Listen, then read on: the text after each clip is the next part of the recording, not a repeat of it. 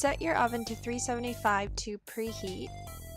Then you want to add 1.5 cup of flour and 1.5 teaspoon of baking powder.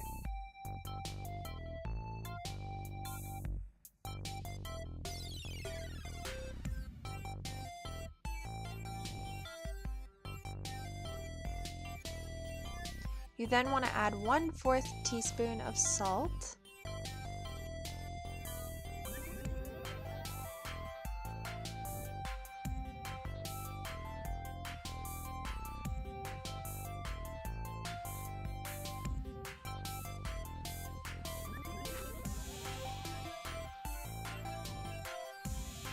Then go ahead and add a cup of sugar or less depending on how sweet you like your cake.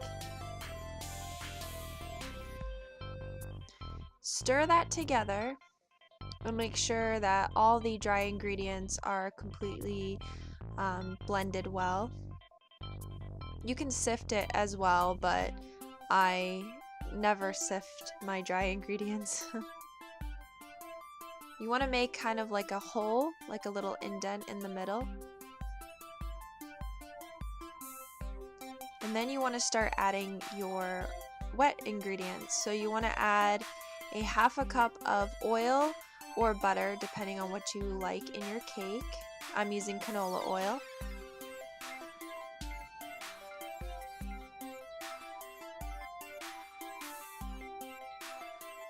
You then want to add 2 large eggs.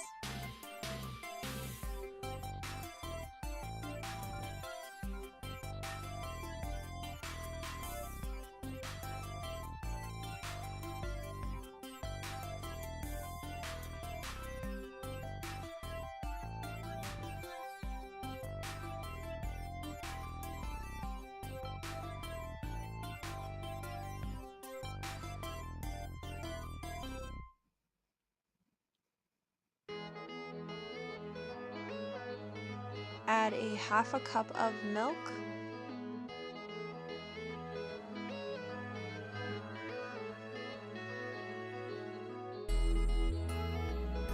And a 1/2 teaspoon of vanilla extract. Now you don't have to use the pure vanilla. I actually usually use the imitation, but I had the original on hand, so I just used that. So whatever you like to use in your cakes. Now just stir it up and make sure everything's blended very, very well.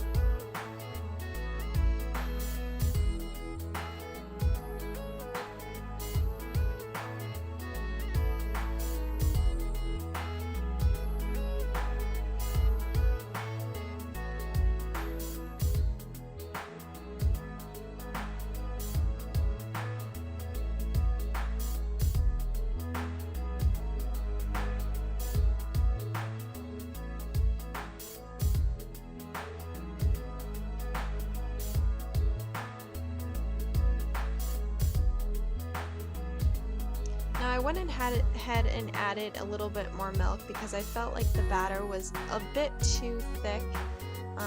Normally I think that cake batter should be kind of more of this consistency rather than, you know, thick like brownie batter. So you can add a little bit more, you can leave it the way it is. Then you want to get 3 bowls or as many bowls as you want to add color to. But I added 3, and then you want to evenly distribute the batter into each bowl.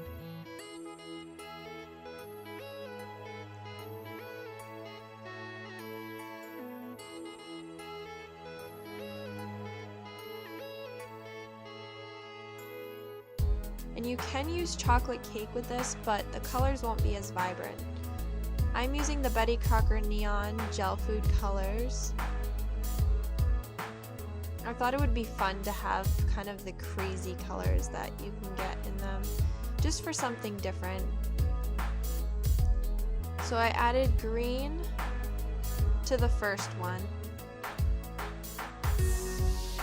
Then I added orange.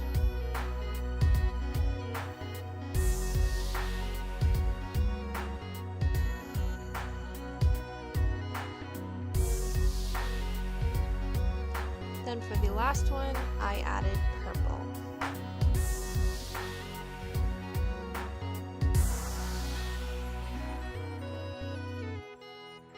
Then you want to grab some spoons. I grabbed 3 different ones because you kind of want to make sure that they're not, you know, mixed together.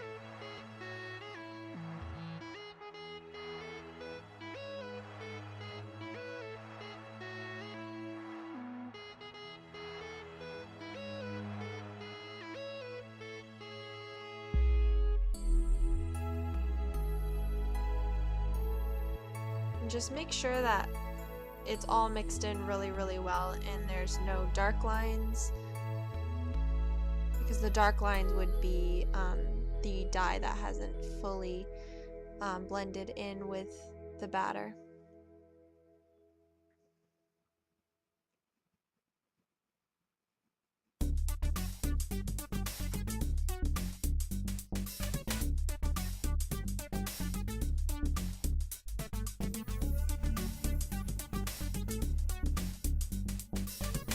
Remember, you can add any colors that you want. You can go to the store and there's so many different colors you can choose from. These are just the colors that I chose for myself, but this part is completely customizable. And of course you can add more to it too. I add quite a bit, but you can add more to make it more vibrant, darker. And remember, when you do cook it, it does become a little more darker and a little more vibrant as it bakes through the cake.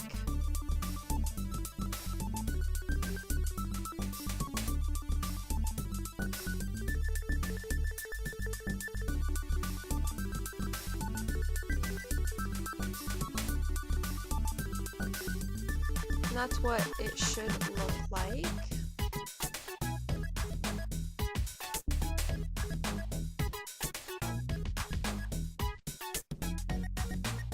Then you want to flour your pans. Yes, I floured them very cakey, but I fixed them after. I was just kind of giving you the idea.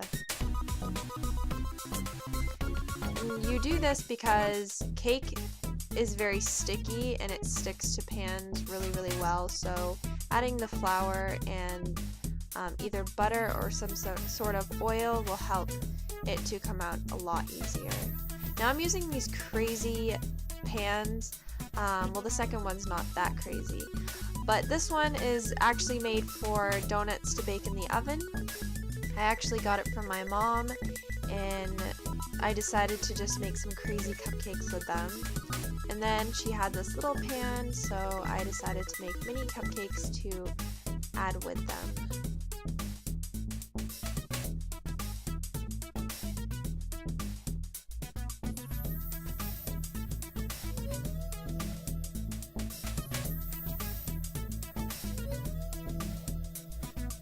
Now they should look like this after you fill them all up.